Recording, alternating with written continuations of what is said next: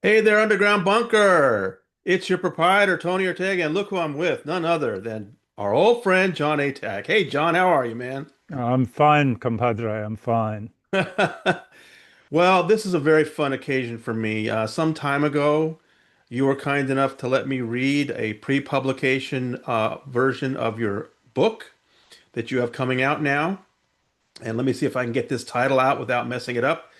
If Scientology ruled the world, sex magic, Nazi occultism, space aliens, and the second coming. Yeah. This was a lot of fun. I'm a huge fan of your book, A Piece of Blue Sky. It's the first book about Scientology I read 30 years ago. This is the first Um, book about Scientology I wrote yeah, 30 years ago. Yeah. great, great book. Still holds up as just the best history of the church itself, I think.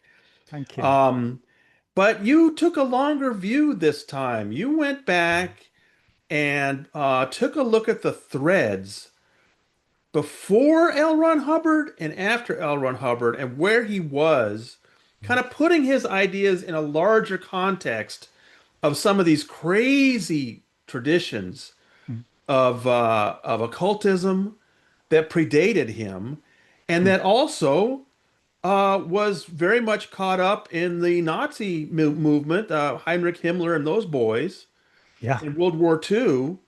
What inspired you to begin this journey after you'd already produced such a detailed history of the Church of Scientology? But it was largely the Hitler connection, the Nazi connection, which for 40 years I've been, looking at. And there are lots of stupid books out there, The Morning of the Magicians or The Spear of Destiny that are pretty much half made up. And but there still seemed to be that there was something in common. That my experience of Scientology being at St. Hill in the 70s and 80s was that this was a fascist environment. There were these people in military uniforms and women wearing jackboots, which did rather bother me. I didn't find that stimulating in any way. And there was, there was an atmosphere, there was nothing democratic about it. So there was that kind of feeling. And knowing that the Nazis, that certain principal Nazis, as you say, Heinrich Himmler, the second most powerful Nazi, was deeply into occultism. He was training people at Wewelsburg Schloss, his castle. He'd got a round table there, so that when King Arthur came back, and he thought he was a reincarnation of Heinrich the Fowler, the German king, and gradually over the years, the evidence has piled up, and eventually Professor Nicholas Goodrich Clark, The Occult Roots of Nazism.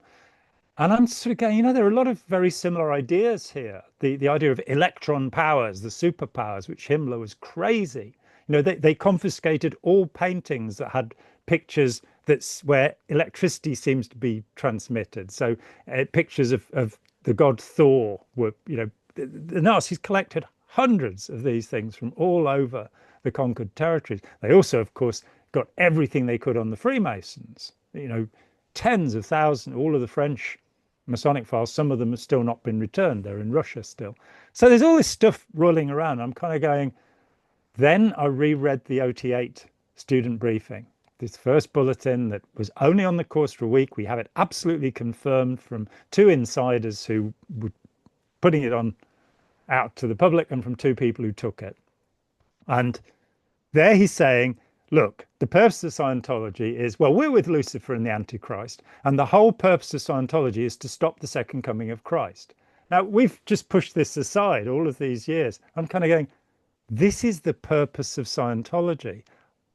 This fits absolutely with the Aryan race fantasy. And so I started digging back and it found that there's one guy, Dr. Franz Hartmann, who is a conduit for Aryan race nonsense and a founder of the Ordo Templi Orientis, the Order of Eastern Templars, which Aleister Crowley will take over, and which Hubbard will then, most of Scientology, that's the blueprint for Scientology. All he did was change the words so that we don't have thelema or will anymore, we have intention.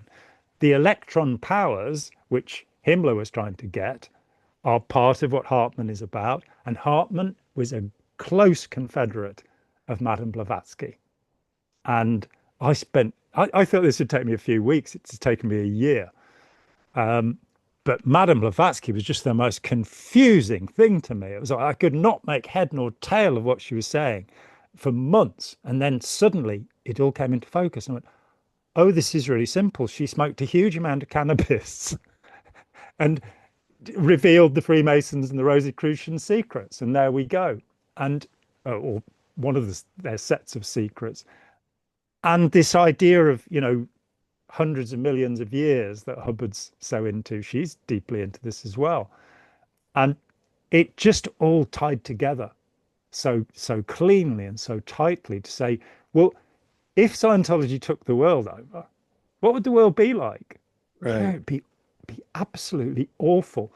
And as the Markabians, according to Hubbard, are the people who are going to come and do this, my when I left Scientology, I met Captain Bill Robertson, who was just, I made a video about him on my channel called The Craziest Scientologist, and I still hold that he probably was. And I had his conversation for about 8 months. So I left Scientology. I'm then at the middle of the independent movement in the UK, and I just lost belief. I just went, he was a liar. He contradicted everything he said. This is nonsense. This is not a modern science of anything. It's just made up fantasy. And Bill had got this whole thing about he was receiving messages, telepathic messages from L. Ron L. Ray on the mothership in 1982. And he was receiving them as Astar Parmegian. And he later admitted that he was Astar Parmegian, and Astar Parmegian was Ron's girlfriend 75 million years ago during OT3. It's like, okay, thank you, Bill. This is great. But I thought it was just his thing. And then this bulletin comes along going, Markabians. And I looked up every reference I could get to the Markabians, and there were about 3. And they're all silly things in the late 50s and 60s about how they love income tax and stuff like that. And there's this inference that we're a prison planet, because the good planets in our system are Venus and Mars. If you wanted, you're going on holiday, you'd go there because they're fantastic. Venus has a median temperature of 400 degrees centigrade. It's, only bacteria can survive there. But apparently, according to Ron Hubbard, that's where the fourth invader force lives. Right. And they have trains there.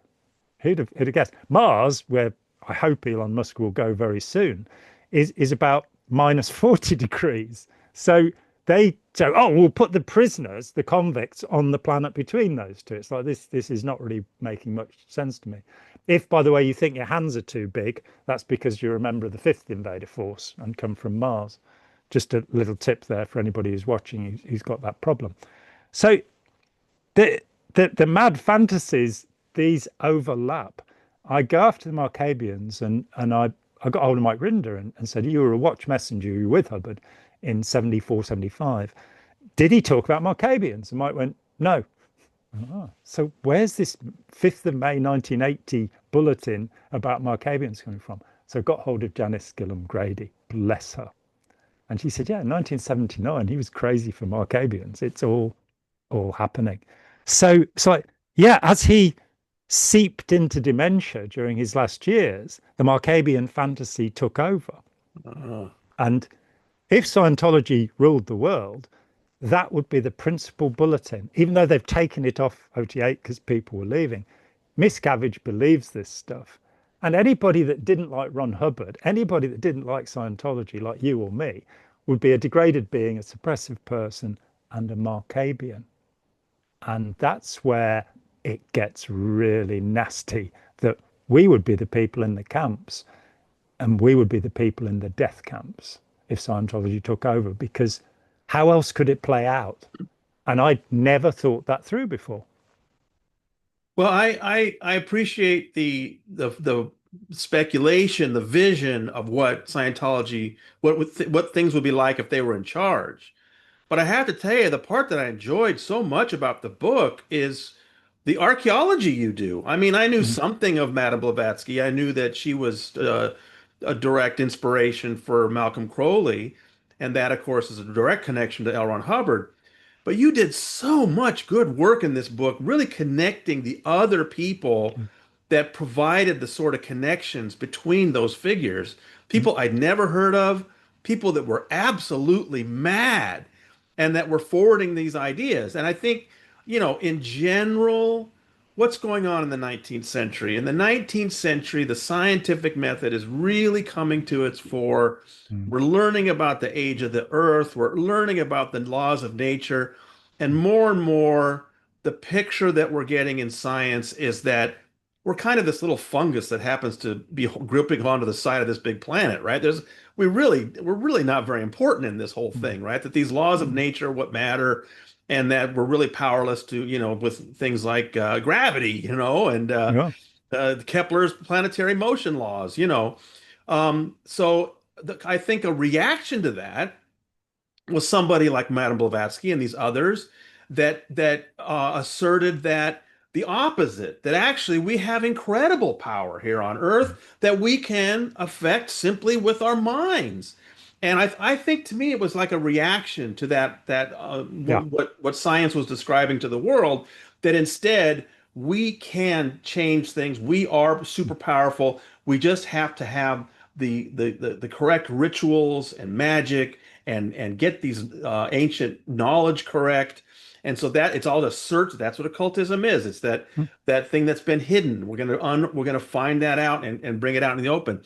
So I knew something about what was kind of causing this Madame Blavatsky becoming popular, but I appreciated so much the strange people around her that Mm. you dug up that I'd never heard of, that were really just as responsible for bringing those ideas forward into the 20th century. And so that it went a couple of different ways. It went the Hubbard way, it went the Himmler way, but that they're all connected. And Mm. I got to tell you that I found that gripping. I just found that so fascinating, and Well, thank you. it must have been satisfying for you to make those connections. Yeah, absolutely. I mean, I have to pause here and go and grab my groceries, and I'll be back with you in a couple of minutes. Sorry about this. Sorry. Oh.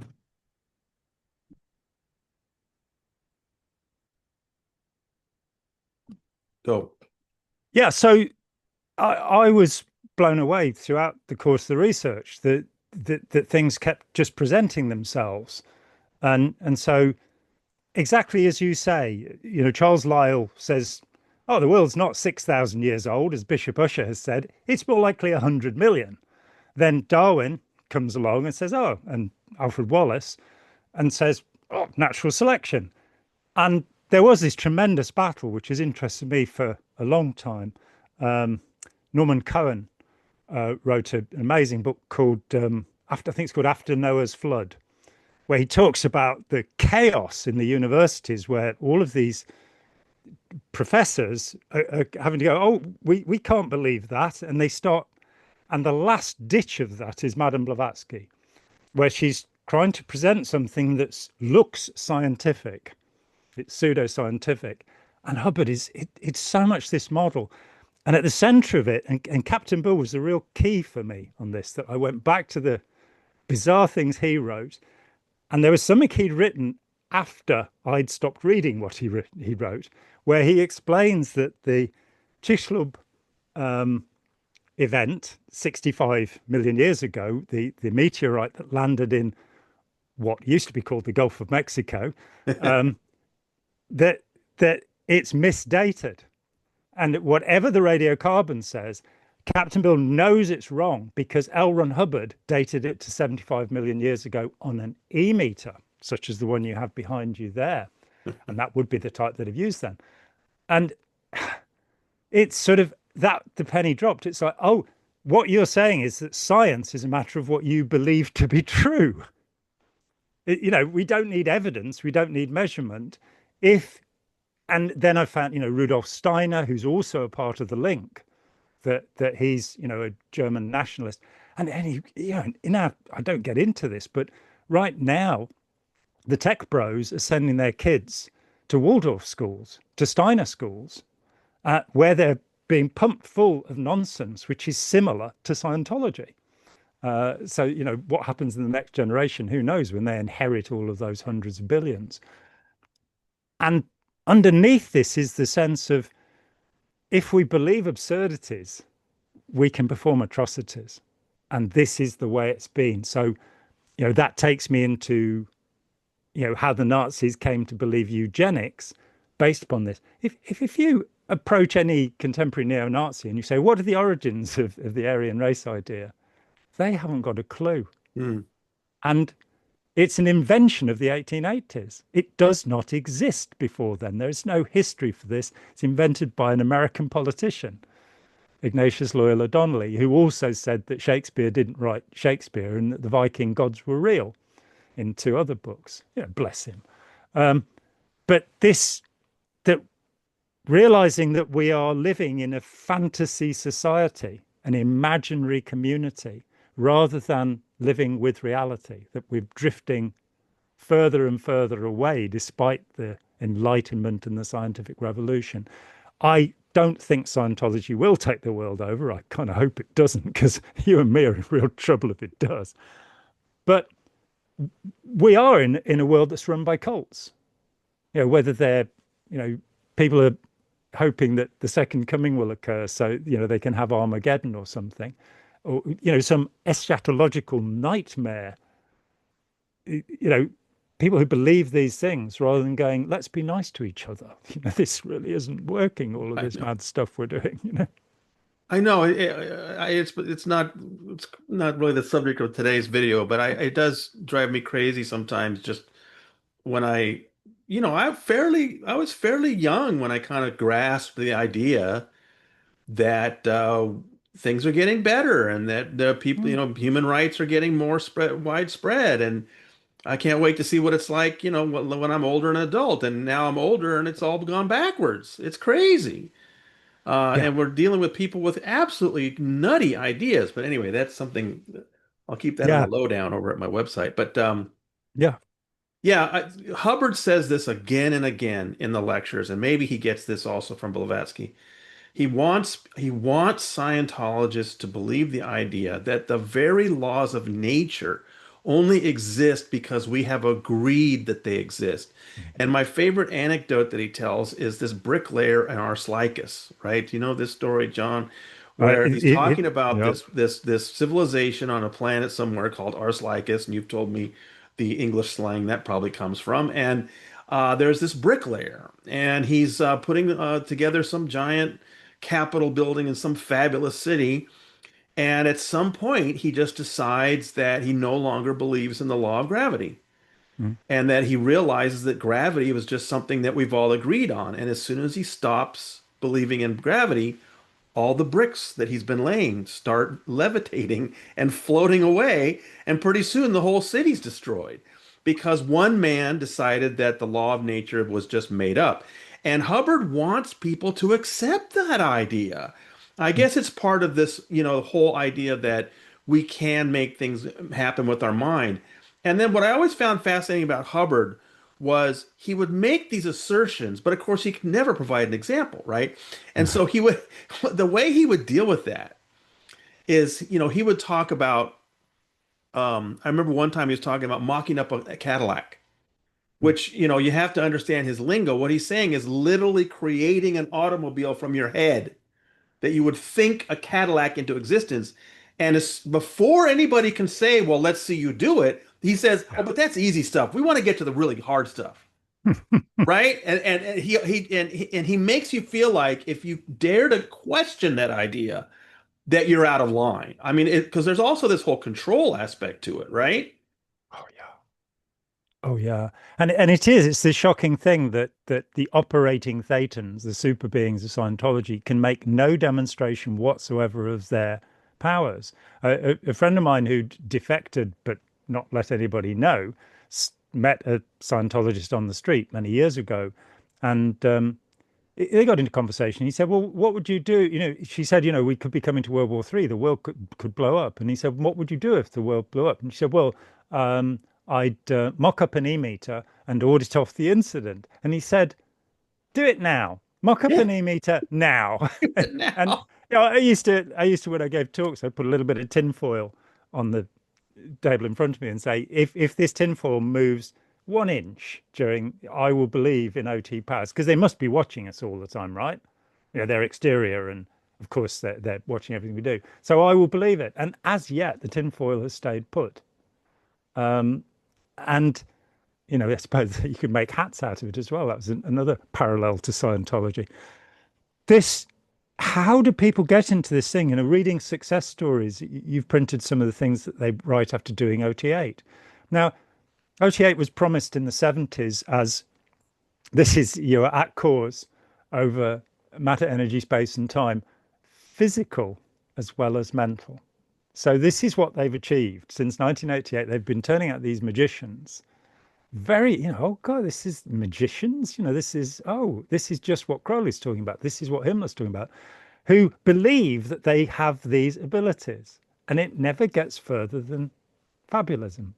They have no powers. They get very angry if they're challenged about it.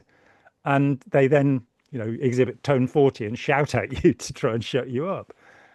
How, and I was myself within this delusion. I did the OT levels through OT5. And at every stage, OT3, I kind of went in and went, I really don't feel I've got any superpowers, and the guy said, this guy had been the top technical guy in the UK, the top Scientologist in the UK, said, a lot of people find that. I'm kind of, no, you meant to tell me I've got to redo the course, retread. And you need OT4, and as you've pointed out, you've got to pay to get rid of all the junky body thetans that are still stuck to you, which seems massively unfair and out exchange in Scientology terms. Send them out to work, get them to pay for it. So I did that, having borrowed the money. And I went to the guy and I went, sorry, still not fit. Oh, yeah, a lot of people find that. OT3 doesn't work, OT4 doesn't work. I mean, and so did OT5, same thing, and left. There was a point, there's a woman called Stephanie Ryburn. She was the head of, she ran the mission, Scientology mission in Moseley, Birmingham, that I came in through. And she always used to scowl at me. And I thought it was like I've got long hair. And of course, she was an OT, so she could read my mind. And as soon as you know that people can read your mind, you start thinking things you don't want. Let's face it. And that is the condition of all people who haven't done the OT levels and believe in it. And for 7 years, this went on that when I didn't see her much, but whenever I saw her, she wouldn't use my name. She'd scowl at me. And I felt, belittled. Then we were on OT5 together. And she came out of the waiting room grinning her head off. And she said, isn't it? And she said, John, she called me by name. Isn't it fantastic that Ron's come up with something that deals with the mess that OT3 creates? And she'd had it on the ship from Hubbard, Wow. from his team, I believe. So this crazy inversion where people are going, yeah, I would have those fantastic powers if my necessity level demanded it. But the reality is, I can't do a thing, What was Himmler up to with that castle? I've read some of it and it about that place. What was he trying to do there? Because I was fascinated by the parallels you found between Himmler's ideas and Hubbard's. Well, it's kind of the advanced organization. It's where SS officers, when they weren't busy running the death camps or murdering people, would go for trainings in spiritual practices. There were courses in yoga, there were courses in meditation or mindfulness, as we now call it. They were very mindful. And there's this split, where there's a documentary about Himmler called The Decent One, where every word in the documentary is something he wrote or said.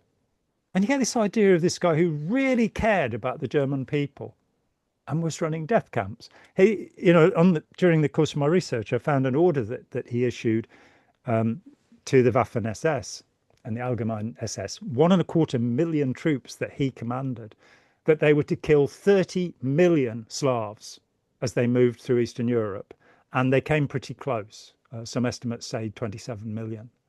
So this campaign of obliteration to make Lebensraum, to make living space, to set up these new colonies. The new colonies would use biodynamic farming. In fact, there were 2 concentration camps where Steiner's biodynamic, the anthroposophist biodynamic farming was being used, even though anthroposophy was banned.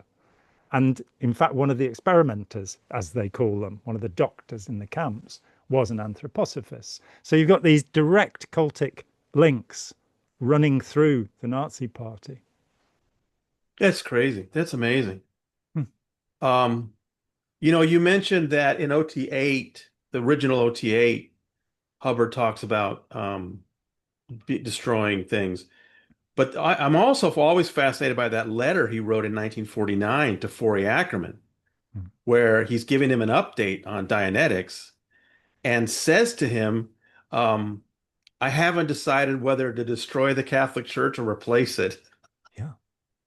And this is before the book came out.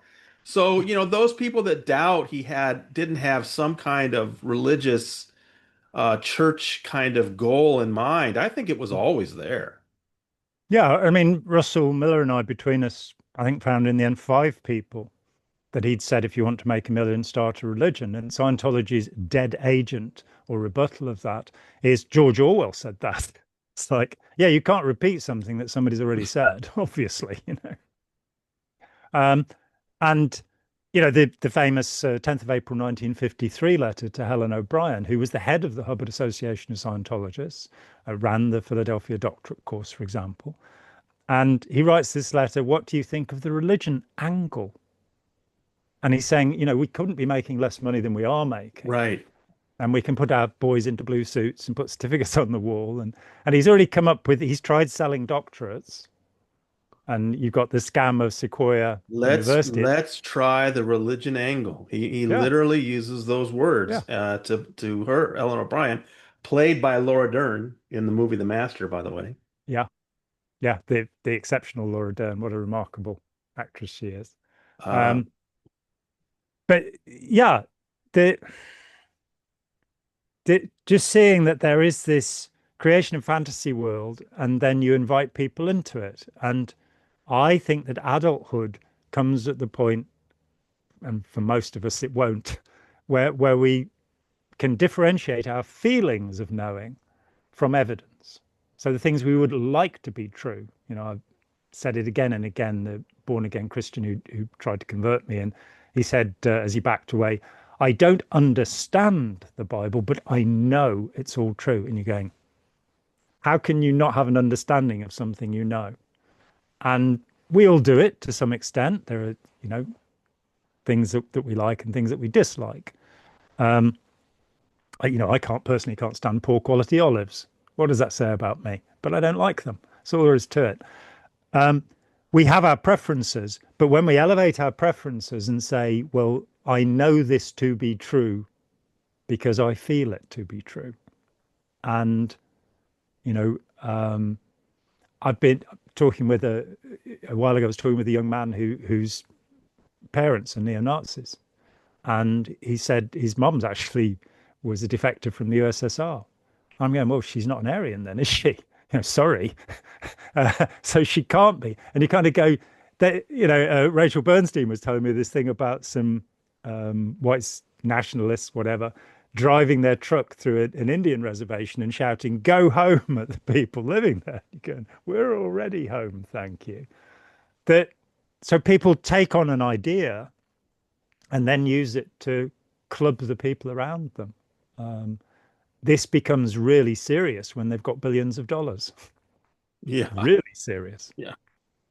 Uh,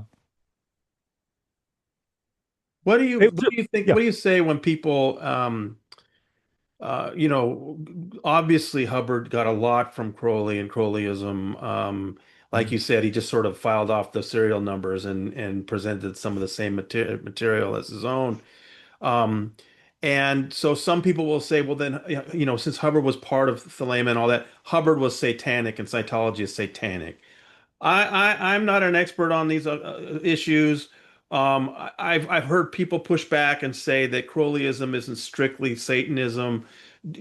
How do you deal with that question about whether Hubbard and Scientology are satanic? It's a question of words, isn't it? That both Madame Blavatsky, Rudolf Steiner, Aleister Crowley, and Ron Hubbard all talk about Lucifer as being a positive force. Now, to a Christian, Lucifer is the devil. And we can take arguments that he represents Prometheus, the bringer of fire and enlightenment to mankind, but that wears pretty thin. So, as somebody who believes that Satan is a human creation, that Satan does exist, but in the minds of people, that did he worship Satan? I think it's an interesting question. I think it's an interesting question with Crowley. I think Crowley was a thoroughly negative human being. I had the privilege of interviewing his biographer, John Simons, way back in 1984. And Simons was so funny. He said, he made me his literary executor. He knew I couldn't stand him, the bastard. And it was, but he knew that I would preserve the work. And, Crowley is just, it's absolutely hollow that he's like Blavatsky. It's imaginary. The Book of Thoth, the Emerald Tablet, in Egypt, they had all of this stuff. Well, it didn't seem to do them much good, did it? Let's get how much the Egyptians understood reality. That the first thing that they did when mummifying a pharaoh who was a living god was to pull the brain out through the nose, because the brain's a waste of time. That's how deep their understanding of science and reality was. And it was a slave culture. It was brothers married their sisters as pharaohs. These people were not as smart as Aleister Crowley and Blavatsky would have us believe. And this idea of a preserved hermetic knowledge, that it's a nonsense that's reinvented periodically. The Rosicrucians in the early 1600s. There's nothing before that. They haven't been passing the secrets down from Egypt to then. You just get these bunch of con artists. Curiously, Hubbard, that when Robert Vaughan Young wrote Hubbard's answers to the Rocky Mountain News, he was asked, what's your favorite work of fiction? And he said, well, actually, William Belitho's 12 Against the Gods is my favorite work of non-fiction. And when I found out that Vaughan had written this, I said, well, where did that come from? And he pointed me to the lecture, this early 50s lecture where Hubbard says, my favorite work is this. And you read this book and you go, anybody who has anything to do with Scientology, this is his favorite book. And in there, you've got Count Cagliostro, the great Mason, Rosicrucian con artist, who is still regarded as a brilliant magician by people who are inclined to believe such nonsense. And these are all people. The 12th is Woodrow Wilson, which is a bit weird, and it's written before World War II. Hitler would certainly have been the 12th, certainly, because it's like people who had an effect, people who made something happen. This is what Hubbard wanted. My only goal is to smash my name into history. Give us the author and the title again, real clear.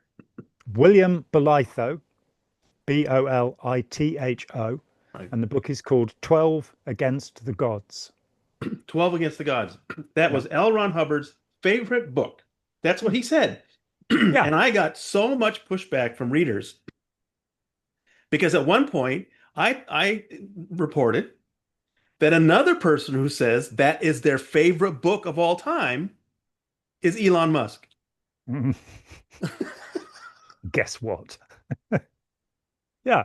And it is. What are you trying to say, Ortega? What are you trying to say? I'm just saying, I just think it's interesting that Elon Musk and L. Ron Hubbard have this in common, that they both have their favorite book.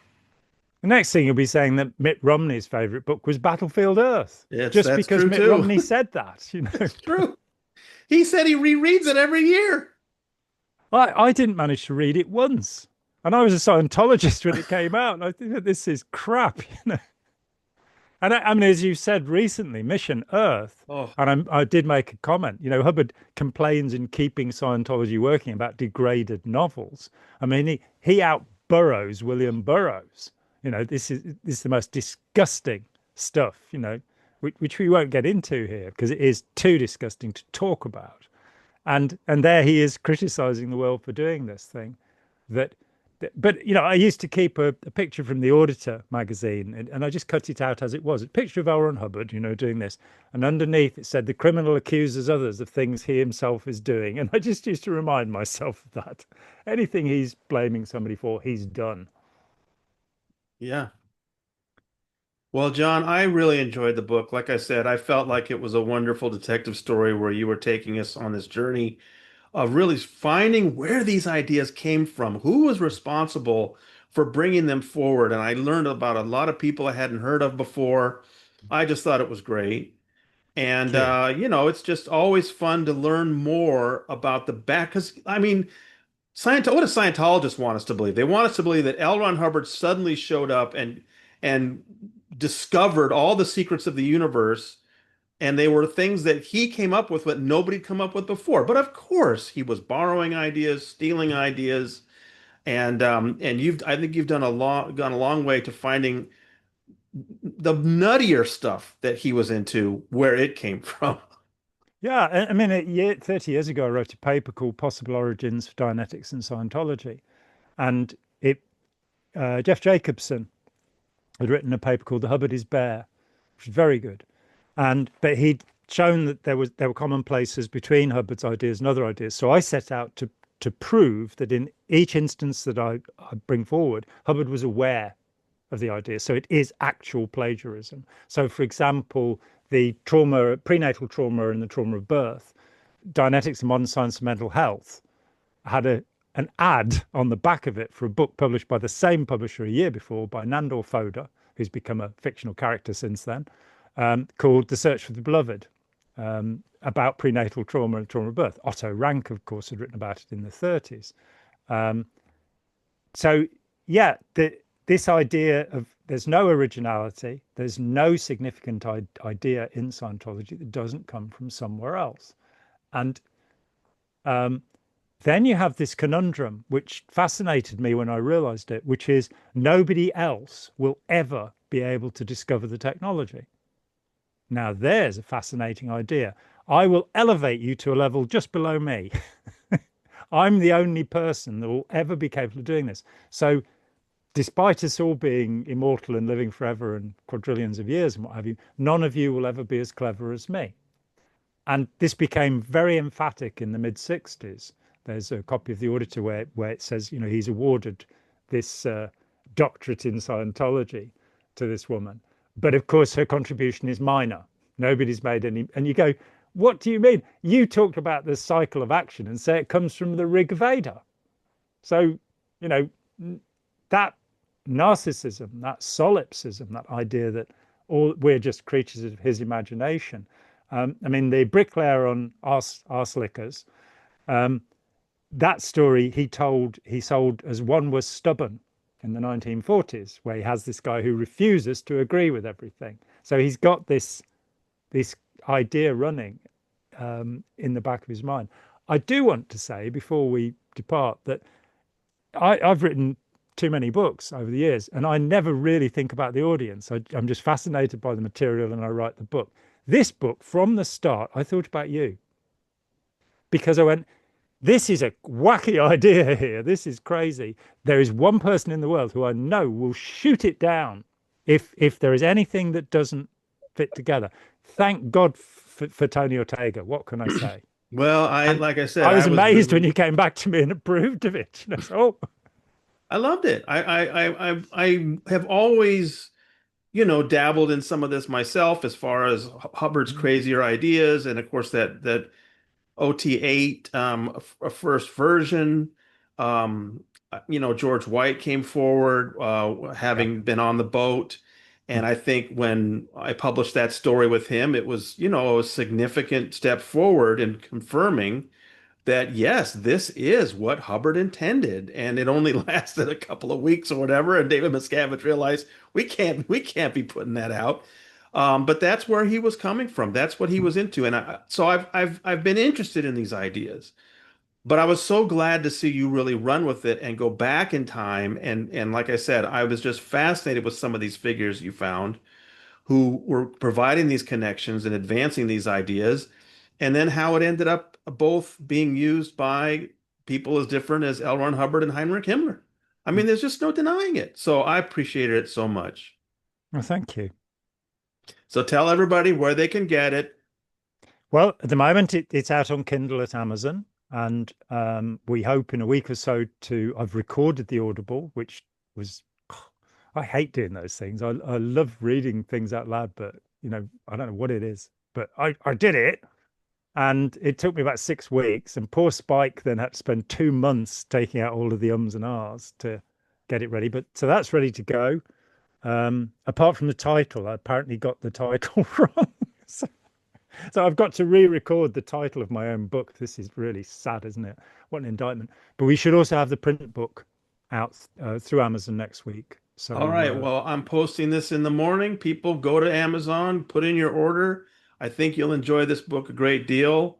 mm, Uh, John had asked for my input, and I just sent back a note saying how much I liked it. And so he asked me to turn it into the introduction for the book, and that's what yes, we did. So thank you, yeah. John. I'm really glad I got to contribute a little bit, and mm. I sure hope that people pick this book up and enjoy it.